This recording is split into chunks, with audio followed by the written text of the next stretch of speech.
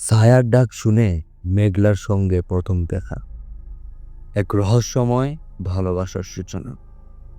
প্রতিশ্রুতির আবরণে লুকানো ছিল এক অদ্ভুত সত্তার ছায়া, যা ধীরে ধীরে তাদের জীবনে আতঙ্ক বয়ে আনে। বন্ধ দরজা, অচেনা ফিসফিস আর নিঃশব্দ আধারে ভয়ে চলা ভয়, এই ছিল প্রেমের সুরে ভরা এক বিষাদের ছায়া। কিন্তু এই রহস্যের শেষ কোথায়? আসুন অধ্যায় 2-এ মেঘলা স্মৃতির গভীরে ডুব দিয়ে সেই উত্তর খুঁজে নিই। যখন বাতাসে মিশে আসে মেঘের আষাঢ়ি ছোঁয়া, তখন ফিরে আসে হারানো স্মৃতির অন্ধকার ছায়া। মেঘলা সেই মেয়ে যার চোখে লুকিয়েছিল এক অম্লান ভালোবাসা, কিন্তু সেই ভালোবাসার পেছনে ছিল এক নিষিদ্ধ প্রতিশ্রুতি। প্রতিশ্রুতি কি সবসময় বিশ্বাসযোগ্য হয়, নাকি কখনো কখনো সেই প্রতিশ্রুতি হয়ে ওঠে এক ভয়াবহ অভিশাপ? আজ মেঘলা স্মৃতি ফিরে এসেছে তার ছায়ার মতো, সবার মাঝে আতঙ্ক ছড়িয়ে দিয়ে। আসুন জেনে নি প্রেম না প্রতিশ্রুতির সেই গূঢ় রহস্য, যা এই অধ্যায়ে প্রকাশ পাবে শুধুমাত্র মিস্টেরিয়াস ডার্ক টেলসে।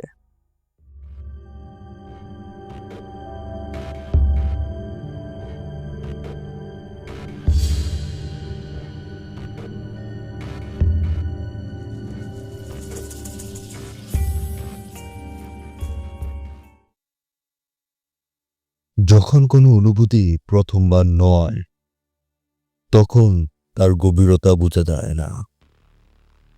ছায়াবাড়ির অন্ধকারে আমি ধীরে ধীরে আলোর টুকরো খুঁজছিলাম। সেই আলো ছিল মেঘলার স্মৃতিতে। মেঘলার ডায়েরি পড়ে আমি যেন কল্পনার নয়, বাস্তবের এক প্রেম কাহিনীর ভেতর ঢুকে পড়েছিলাম। সে লিখেছিল, আয়ান আমায় বলেছে ও ফিরবে, 5 বছরের মধ্যে ও ফিরে আসবে। ও ফিরে এসে আমাকে বিয়েও করবে। আমি অপেক্ষা করব প্রতিক্ষণ। কিন্তু তারপরের পাতাগুলোতে শুধু বিষণ্ণতা, প্রতীক্ষার ক্লান্তি আর একদিন লেখা, আজ 5 বছর আয়ান আর ফেরেনি। আমি বুঝেছি প্রতিশ্রুতি ছিল মিথ্যে, কিন্তু আমি মরেও মুছতে দেব না, ওকে ভুলেও যাব না। ডায়েরির এক কোনায় একটা ছবি রাখা ছিল, সাদা কালো ধুলো মাখা। ছবিতে একজন মেয়ের পাশে দাঁড়িয়েছিল এক তরুণ। মেয়েটা ছিল নিঃসন্দেহে মেঘলা, আর ছেলেটা আমার গলা শুকিয়ে গেল। ওটা আমি, আমার মতোই দেখতে একজন। আমার শরীর কাঁপছিল। আমি কি সত্যিই সেই আয়ান?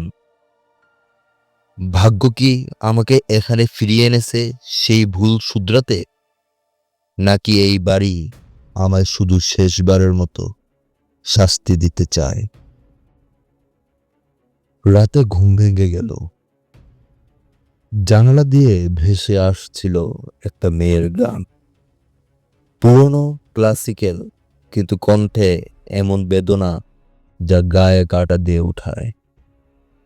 আমি জানালার দিকে এগোতেই দেখি বৃষ্টির ভেতর দাঁড়িয়ে আছে এক নারী। তুমি কেন ফিরলে রোগ? না, তুমি রোগ নও, তুমি আমার আয়ান।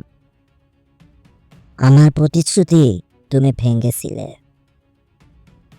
এখন আমাকে নিয়ে যাবে না? আমি কিছু বলতে পারছিলাম না। গলার শব্দ আটকে যাচ্ছিল, হাত পা ঠান্ডা হয়ে আসছিল।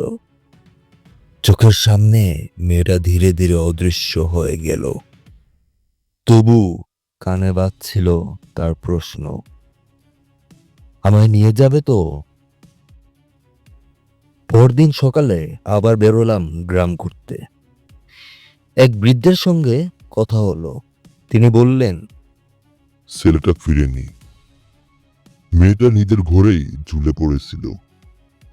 তখন থেকেই ওর আত্মা এই বাড়িতে শয়তানের মতো নয়, অপেক্ষার মতো থেকেছে। আমি জিজ্ঞেস করলাম, ছেলেটার নাম কি? তিনি বললেন, হয়তো আয়ান, কে জানে, হয়তো তুমি তার নতুন জন্ম। আমি চুপ করে থাকলাম। ভালোবাসা যদি বারবার জন্ম নেয়, তাহলে কি প্রতিশ্রুতিও ফিরে আসে? আর যদি ফিরে আসে, আমি কি এবার রাখতে পারবো সেই প্রতিশ্রুতি?